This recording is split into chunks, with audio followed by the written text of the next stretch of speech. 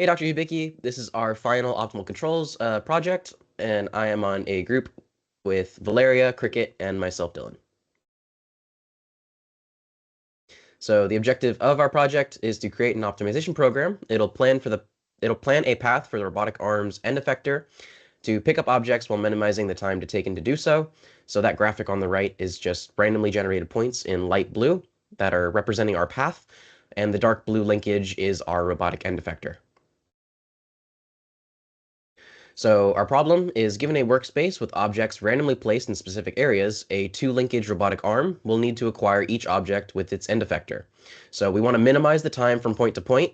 We're constraining our motor torques of our theoretical motors at our joints. And we're assuming that the arm does not return home after each point, but it also stops at each point before continuing. So our model is, we're taking our robotic arm and we are simplifying it as a double pendulum with driven points, with motors driven joints that are, oh my God. And there's no gravity in our system because our system is perpendicular to gravity. On the bottom, there's the equations of motions that are reused. We'll continue. For the optimizations required for this project, we will need two. We will need one that determines the path between each of the objects, and we will need a trajectory optimization to figure out how the end effector to get to each point. To start with, for our path determination, we use a discrete optimization following the traveling salesman problem, of which we given a specific number of points, it will randomly position the points within our arena and find the path that will take the least amount of time to be able to get through by minimizing the distance. There are a good amount of constraints for this to make sure that it operated properly. For one, the decision variables were turned into binary, with 1 being our go and our 0 being a no-go. There were also constraints as far as they needed to go to and leave each object once, but it could not leave and go to the same object, as in looping with itself.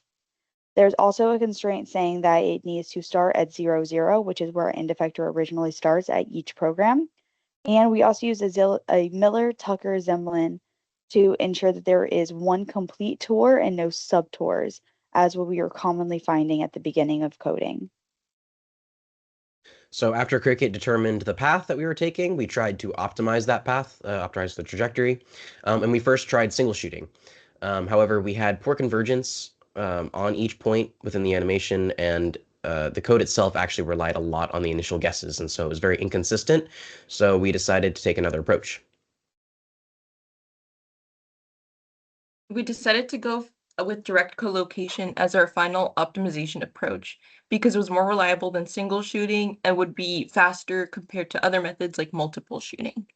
So how it works is it takes the equations in motion and puts them into state space form so that when we call fmincon and use our cost function, we can optimize our trajectory to minimize time. According to direct collocation, the path is divided into n number of points with linear splines connecting them. The input for our trajectory optimization function are two pairs of Cartesian coordinates that represent the final and initial position.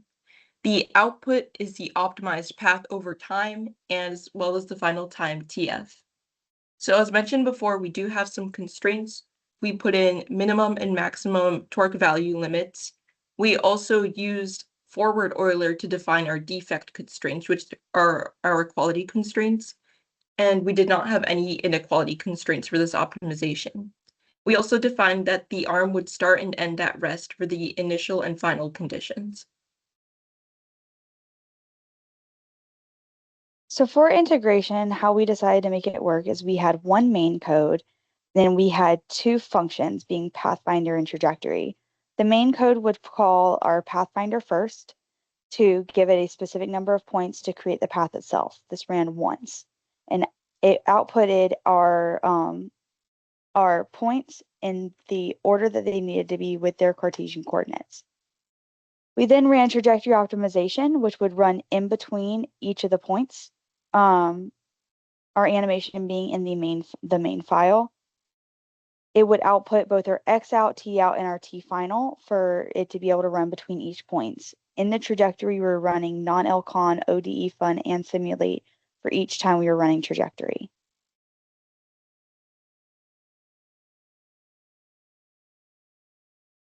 So, Clear. what we found is that there are still some slight deviations between the point and the end effector position at the end of each simulation.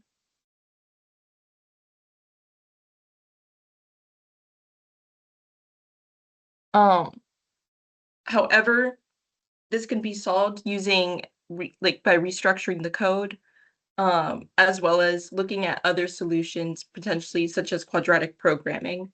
This could potentially cut down the total simulation time from 1 minute and 5 seconds to a smoother runtime of close to 19 seconds.